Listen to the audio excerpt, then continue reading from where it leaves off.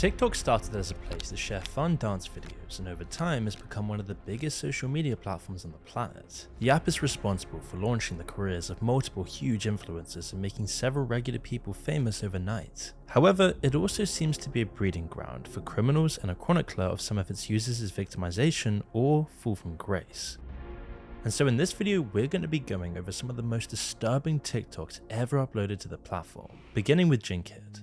Anna Marie and Ali Abdullah seemed like a perfect couple. The two met in 2014 when they were both stationed in Japan while serving in the Air Force. A romance quickly sparked between them during their service, but there were issues on the get-go.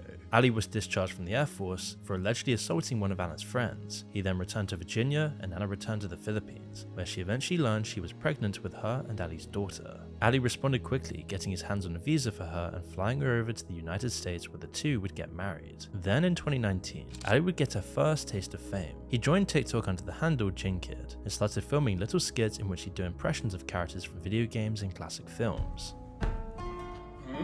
Need something? His most popular impression was of Tony Montana from Scarface. While his videos did do well, with him quickly gaining over 900,000 followers, they tended to do better when his wife made an appearance, something that didn't sit well with the TikTok star. While the two did seem to be a great couple and claimed to have a drama-free relationship, things were quickly going downhill after they moved to San Diego. Around the same time as their move, Anna started to develop an online presence and a decent following. Unfortunately, this brought out an ugly side in Ali, who became very possessive and jealous.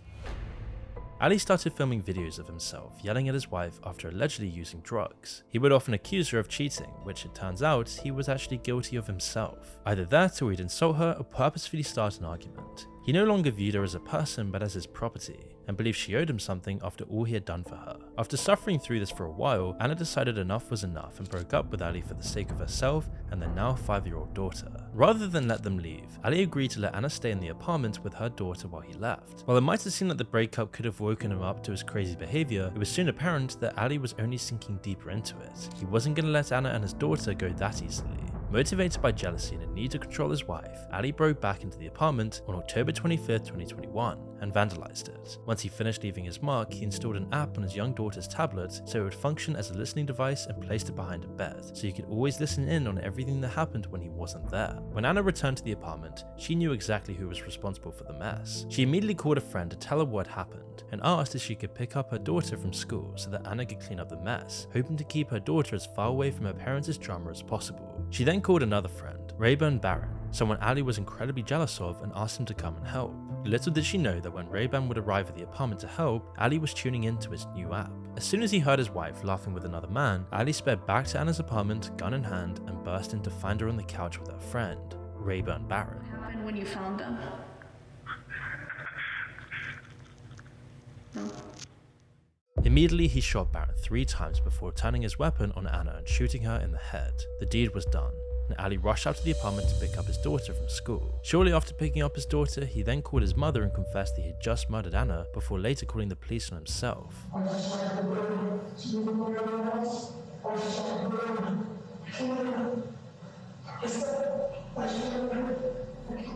40 minutes later, while Ali was traveling on the highway, he was stopped by police and promptly arrested, with the officers charging him on 2 counts of first-degree murder. During his trial, Ali blamed social media for his violent tendencies, claiming the fame from TikTok had messed with his brain and made him aggressive. The sad thing was that Ali was more upset over losing his business than losing his family. Shortly after he was arrested, someone posted a video on YouTube for Ali, in which he apologized. However, he wasn't apologizing for the heinous crimes he'd committed, but instead for the fact that he hadn't been able to make more content. He pled not guilty, and during his testimony, he claimed that he just snapped and had shot the gun before he realized what he was doing and couldn't stop. His attorney also tried to argue that he'd acted out of passion and provocation, not judgment or malice. She even went so far as to say that it was a heat-of-the-moment reaction born out of a worsening mental health issue that was the result of childhood trauma and extensive drug use. But the deputy district attorney was having none of it. She argued that claiming someone had acted in the heat of the moment didn't really work when that person had purposely bugged an apartment they shouldn't have been able to get into, used a key they weren't supposed to have, and made a conscious effort to bring a gun to a fight that no one knew what was happening but them. When the judge announced that Ali had been found guilty, Anna Marie and Rayburn's loved ones erupted into cheers. But it was a horrendous warning of what TikTok can do to certain individuals. Social media sites like TikTok are especially dangerous for losing your privacy and can open up all sorts of problems. Which is why I want to tell you about today's sponsor, Proton VPN, the VPN that is taking over the world with its massive global network. Proton VPN offers a vast server network of 8,600 plus servers in over 110 countries, with high-speed connections up to 10 gigabytes per second using VPN Accelerator. With over 100 million users, they've been featured in the New York Times and Time magazine. And what's so special about Proton VPN is they operate out of Switzerland, a country that's protected by strong privacy laws, which is why their board includes Sir Tim Berners-Lee, the inventor of the World Wide Web. Now, originally Proton's journey began with Proton Mail, their encrypted email service, but today they offer a complete privacy ecosystem. Proton VPN, Proton Drive for secure file storage, and Proton Pass for encrypted password management. So then why should you use Proton VPN? Well, Proton VPN hides your IP address, letting you browse privately and access content from around the world. For streaming, you can watch shows and sports from anywhere by changing your IP location. If you're a gamer, you can benefit from accessing cloud services and avoid any throttling. And if you care about your privacy, which you really should, you can use Proton VPN to protect your online activities and access social networks securely.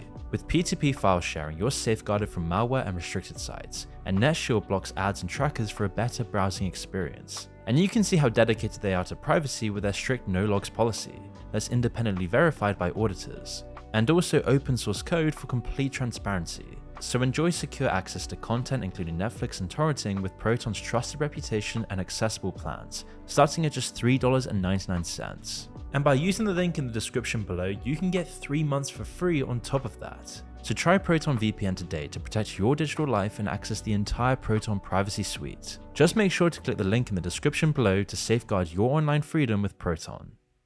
The woman you're seeing here is Hannah Viverette, a dancer who was just trying to relax before she settled in for the evening. She was recording a video to post to TikTok before she was rudely interrupted, and this video would be the key to solving one of the many problems she was dealing with at the time.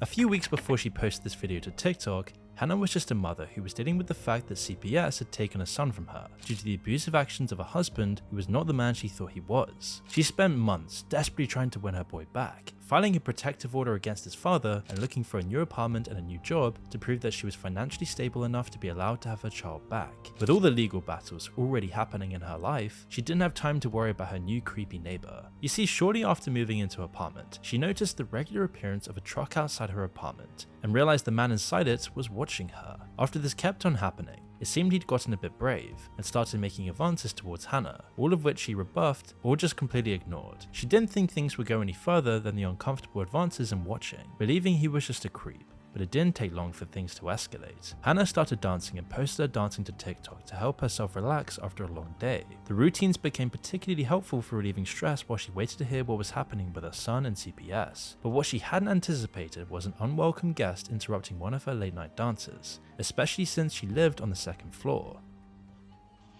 Alexa, off. Who are you? Who are you? Please get off. Please get out. No, please get out. Yes. Who are you? Please get out of my apartment right now. Please get out of my apartment right now. Get out. Get out.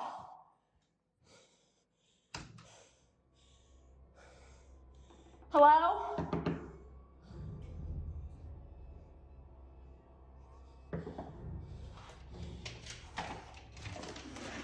Please come in. The man in red was Hannah's stalker. After months of watching her from a distance, he decided it would be a good idea to climb up to her balcony, ruining a few Christmas decorations along the way, all to get to her. What he was planning to do, we don't really know, but it couldn't have been anything good. However, fortunately for Hannah, once he saw that he was on camera and possibly realized that things weren't going his way, he left her apartment. However, given that Hannah was terrified out of her mind, she took refuge in a neighbor's apartment where she would report the incident to the police once she calmed down. After handing the authorities the video as evidence, she posted it to TikTok and went viral almost immediately, raking up over 5 million views as people began sharing it with anyone they could. Everyone was curious to know what had happened next, with some offering her advice if she ever found herself in a similar situation, reprimanding her for how she'd handle the break-in or even looking for her intruder. Fortunately for the dancer, it would only be 2 days before the police arrested him on suspicion of stalking, 3rd and 4th degree burglary, and 2nd degree assault, and malicious destruction of property. However, he wouldn't stay in custody long. After meeting with a district court commissioner, he was released on an unsecured $5,000 bond and allowed to return to his home, which was situated in the same apartment complex as Hannah. Understandably, Hannah wasn't feeling safe in her apartment and broke her lease to try and find a new one. Fortunately, she received no penalties, which was the least the company managing her building could do, considering the circumstances. As her story circled the internet, former MLB pitcher LaTroy Hawkins and his wife Anita decided to not only help her find an apartment with some better security, but also paid the first 6 months of rent, a blessing she and her lawyer thanked the Hawkins for multiple times after they heard the news. The funny thing is, shortly after her stalker was released, ICE got wind of what was going on and arrested him in December in relation to immigration violations. It turns out he was actually in the US illegally and was eventually deported back to Mexico. Despite all the fear, Hannah never stopped dancing, continuing to relax and find joy in the thing that had very likely kept her alive that night. Many people who watched the TikTok video suspected that had she gone to bed earlier, Hannah's story probably would have had a much sadder ending. While Hannah's TikTok was jarring, its virality led her to receive support and opportunities she might not have otherwise received. But unfortunately, in the next case, the only thing TikTok did was prove just how easy it was for prisoners to post content on social media, no matter the crime they committed. It's actually scary how common it is for inmates to have smartphones. Some have even developed massive followings after sharing life behind bars, notably Jerome Combs. However, it's important to remember that all of these guys are behind bars for a reason, and some videos have much more disturbing backstories than others. This here is one of the 10 boys responsible for killing Jack Woodley.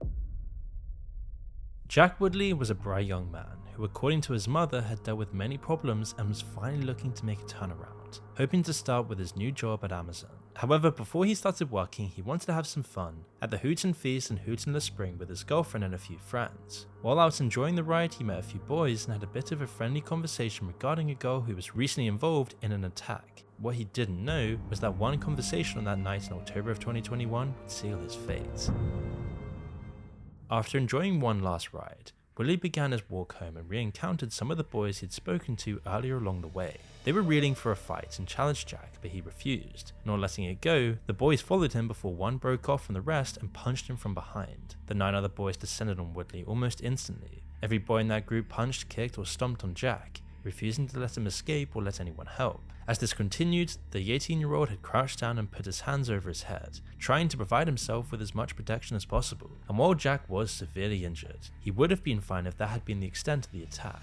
But then the boys started calling for someone to get the chopper out. The chopper was a Rambo-style knife that one of the boys used to stab Jack. The first stab was aimed at his hip, and the second hit him in the back, with the blade passing between his ribs to puncture one of his lungs. Once the boys had finished, they left Jack to collapse in an alley next to Britannia Inn. Witnesses to the attack moved quickly and rushed him to the nearest hospital. Meanwhile, Jack's mother Zoe had yet to hear anything from her son, and was pulled out of whatever she was doing when a message pinged on her phone. Instantly, dread and panic settled into her stomach, and she started rushing her husband out of the house, insisting that her son was dead. When they arrived at the hospital, Jack had just come out of a 5-hour operation, and the doctor who met them prepared his parents for the worst. All his mum wanted was to see her son, but she was then met with the last thing a parent would ever want to see. Her firstborn was covered in tubes of all shapes and sizes, surrounded by machines and doctors who were doing what they could to make sure he stayed alive. Desperately wishing to provide her son any kind of comfort, his mother reached out but was stopped by a doctor. Heartbroken for his family, the doctor explained that they weren't allowed to hold Jack's hands, as this would be used as evidence in the case against Jack's attackers. Dead tired but refusing to let her son be without comfort, Zoe was given a gown and 3 layers of gloves while they waited for Jack's next surgery. Before Jack's doctor took him into the theatre, he urged the Woodley family to say their goodbyes, unsure of whether their son would survive. 20 minutes later, Zoe, who had managed to fall asleep in a side room, was woken up with devastating news. Her son was gone.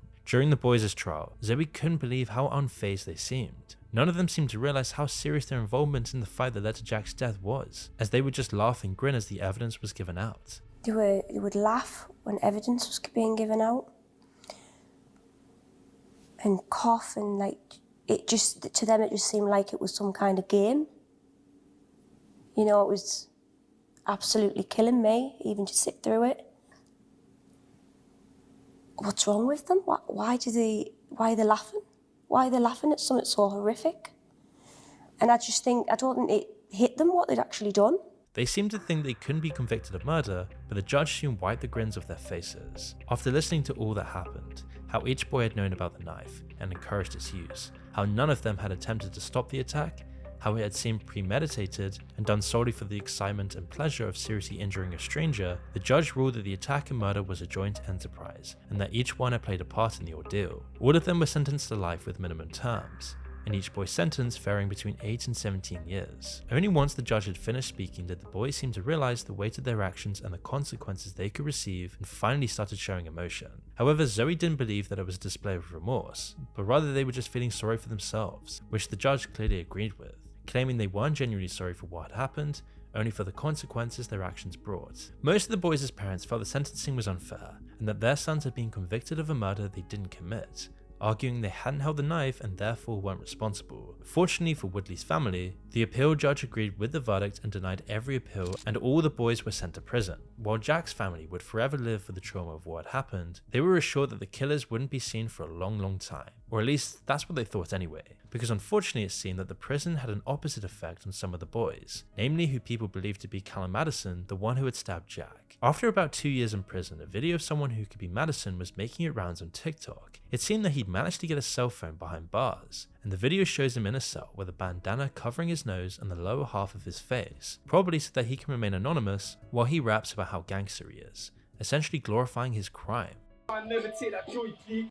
Take my chance, I got a child, I pray to set me free. 17 years, I still take it like a G. Oh, play with B. All gang around me, G. Certified killers in my squad, be like the army, G. Visit all community, trying to gather. It was horrendous and left many people with a bad taste in their mouths, most feeling that this should never have been able to happen. Fortunately, the Attorney General agreed and declared they needed to crack down on mobile phone use and existence within prison, so that something like this would never happen again. While that's all well and good, it does nothing to comfort Woodley's family, who are now not only living with the fact that their son and brother's death was for nothing, but also with the knowledge that these criminals are using TikTok to gain fame and clout, all without any consequence. Whilst the boys behind bars gained views, status, recognition in jail, they were just able to taunt the family for years.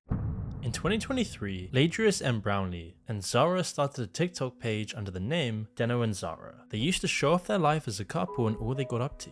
They seemed to enjoy each other's company, but they were often praising him for the way he treated her and him always claiming that there was no one else he wanted or showing off her relationship with his young son. For the most part, the two of them seemed really sweet, and people seemed to enjoy the fact that they were a loving couple and weren't afraid to tease and roast each other. People enjoyed watching them so much that over the year that their page was up, they amassed over 150,000 followers. But unfortunately, things didn't stay sweet for long. As the months went by, the more loving videos were replaced with videos of them fighting or arguing with each other over meaningless things like hypothetical questions. Some of their viewers began to speculate that there was something more going on behind the scenes. One of the first videos that set off warning signals for viewers was titled "Hitting My Girlfriend Prank Gone Wrong." Now, neither of them come off well on this, but it's particularly bad for Ladrius. The video starts with him lightly hitting Zara to see how she will respond. Understandably, she didn't appreciate it and retaliated by pretending to hit him back. However, it was the look of terror in her eyes and how quick she was to throw her hands up to try and stop his next hit that drew people's attention in. While this retaliation was fake, the two had still managed to hurt each other.